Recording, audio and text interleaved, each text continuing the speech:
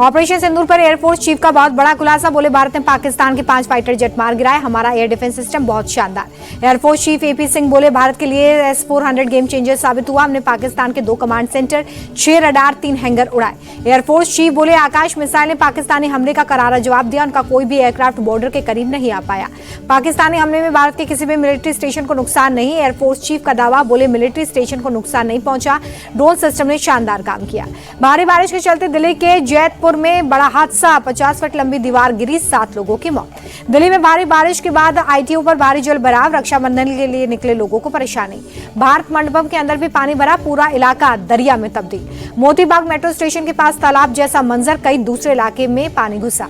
बारिश की वजह से दिल्ली के बारापुला में लगा जाम, रक्षाबंधन के चलते सड़कों पर गाड़ियों की लंबी कतार। भारी बारिश के बीच मुनारिका मेट्रो स्टेशन गेट नंबर 1 के सामने जल भराव, लोगों को आने जाने में दिक्कत। दिल्ली के लक्ष्मी नगर इलाके में हाल बेहाल, सड़कों पर कई फीट तक पानी भरा, गाड़ियों से लेकर बसों तक का काफी हिस्सा डूबा। दिल्ली के रणजीत नगर इलाके में जल भराव, सड़क पर पानी भरने से लगा जाम। दिल्ली में भारी बारिश के चलते सड़क जाम को लेकर इंडिगो की एडवाइजरी, समय से पहले घर से निकले।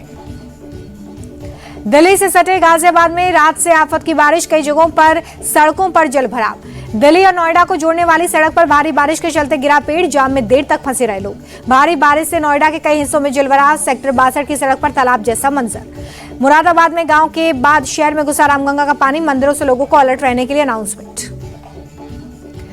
रामगंगा के उफान से मुरादाबाद रामनगर रोड और मुरादाबाद नैनीताल हाईवे पानी से लबालब, तेज बहाव के कारण ट्रैफिक रोका गया। प्रयागराज में बाढ़ का पानी, घंटे के बाद गंदगी और मलबे का ढेर हटाने के लिए नगर निगम चला रहा है सफाई। कर्नाटक के बेलगावी में मूसलाधार बारिश, नदी नाले उफान पर, जगह जगह पानी भरा। हर्षिल आर्मी कैंप में तबाही की तस्वीर आई सामने, बेरक और दूसरे कमरे पानी में बहे। धराली लैंडस्लाइड में हर्षिल आर्मी कैंप को पहुंचा नुकसान। उत्तरकाशी के धराली में बादल फटने के बाद नया वीडियो आया सामने, धराशायी होती इमारतें और भागते दिखे लोगों की दिल दहलाने वाली तस्वीरें दिखे। उत्तरकाशी के मट्टी हेलीपैड से हेलीकॉप्टर सर्विस तीसरे दिन भी जारी, आपदा प्रभावित इलाकों में लोगों को निकाला जा रहा है। धराली में हादसे के बाद अब तक 7 लोगों की जान गई है, 2200 से ज्यादा लोग लापता हैं, तलाश में जुटी रेस्क्यू टीमें। रेस्क्यू ऑपरेशन में अब डॉग स्क्वाड की मदद, मलबे में लोगों की तलाश के लिए उत्तराखंड की पुलिस खोजी कुत्तों के साथ खोज कर रही है। तबाही के बीच दिल को छूने वाली तस्वीरें, धराली में डटे मुख्यमंत्री पुष्कर सिंह धामी को एक महिला ने साड़ी फाड़कर राखी बांधी, का आप हमारे लिए कृष्ण जैसे। उत्तरकाशी में आई तबाही के बाद हर्षिल में बनी एक झील, 5 अगस्त को बादल फटने से आई थी अचानक बाढ़। सपा नेता ST हसन का उत्तरकाशी आपदा पर अजीब तर्क, कहा यह आपदाएं ऊपर वाले का इंसाफ, दूसरे धर्मों का अपमान, इसलिए आपदा। ST हसन ने दरगाहों मस्जिदों पर बुलडोजर चलाने को भी आपदा से जोड़ा, कहा कि इस दुनिया को चलाने वाला कोई और है।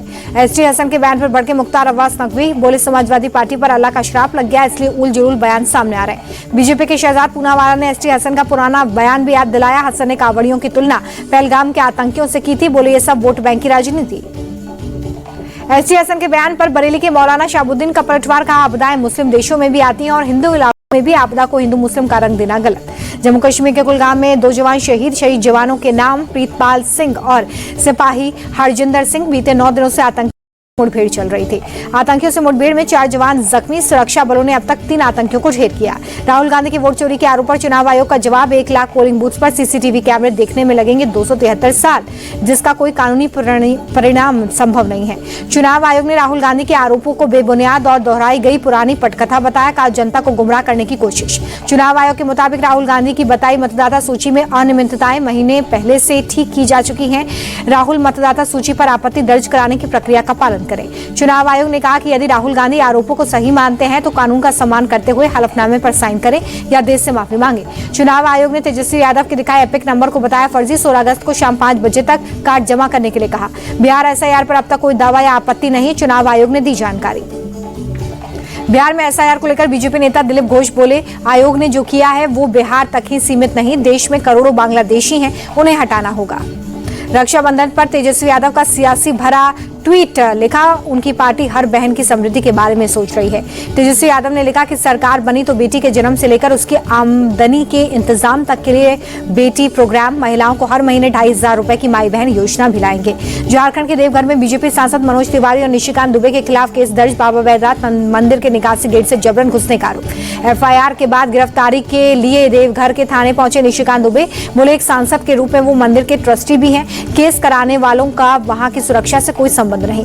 निशिकांत दुबे पर FIR से सियासी घमासान, बाबूलाल मरांडी का सुरेंद्र सरकार पर हमला, कहा नीचता की हद पार हो गई, कानून के रक्षक ही सजा रचने लगे हैं। दिल्ली की मुख्यमंत्री रेखा गुप्ता ने विधानसभा में दिल्ली स्कूल शिक्षा विधेयक पारित पर कहा कि पिछली सरकारें जनता को लटकाती और भटकाती रही हैं। मुख्यमंत्री रेखा गुप्ता का बयान, मुझे खुशी है कि दिल्ली के अभिभावक जो शिक्षा ढूंढते हुए प्रदर्शन करते थे, इस बिल के जरिए उन्हें राहत मिलेगी।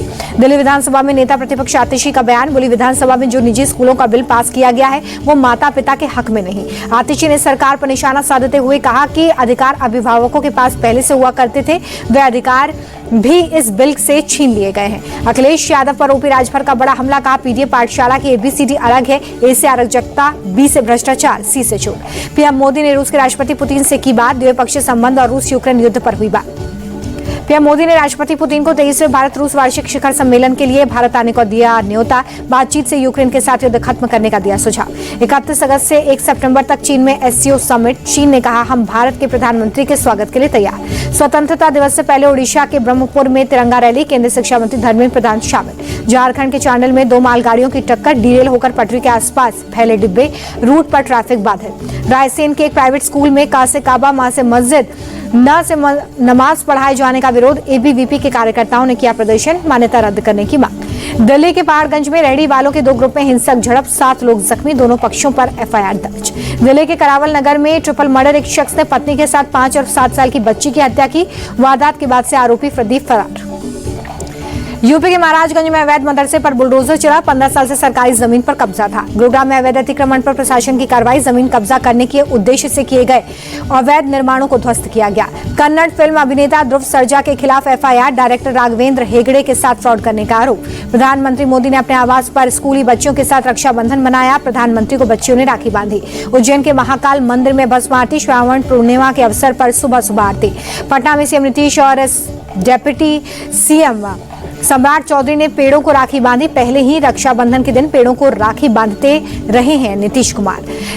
अमित शाह ने देशवासियों को रक्षाबंधन की बधाई दी, लिखा कि यह पर्व सभी के जीवन में हर्षोल्लास का माध्यम बने। केंद्रीय मंत्री शिवराज सिंह चौहान ने बीती शाम मनाया रक्षाबंधन का त्योहार। दीनदयाल अंत्योदय योजना, राष्ट्रीय ग्रामीण आजीविका मिशन के लाभार्थियों से बंधवाई राखी। शिवराज सिंह चौहान ने कहा कि महिला सशक्तिकरण प्रधानमंत्री का संकल्प, हमारे मिशन है। दिल्ली में केंद्रीय मंत्री सर्बानंद सोनोवाल ने महिला अधिकारियों से बंधवाई राखी, रक्षाबंधन की पूर्व संध्या पर कार्यक्रम। केंद्रीय मंत्री सर्बानंद सोनोवाल ने कहा कि इस पवित्र रिश्ते की बदौलत ही आज भारतीय समाज दुनिया की शक्तिशाली समाज के रूप में उभर कर आया। रक्षाबंधन के अवसर पर सीएम योगी का पोस्ट लिखा, रक्षा सूत्र की नन्ही डोर सिर्फ कलाई नहीं बनती, ये हर युग में मर्यादा और आत्मीयता की अमर गाथा बुनती है। गोवा के सांकली में सीएम प्रमोद सावंत ने भी रक्षाबंधन मनाया, महिलाओं ने सीएम सावंत को राखी बांधी।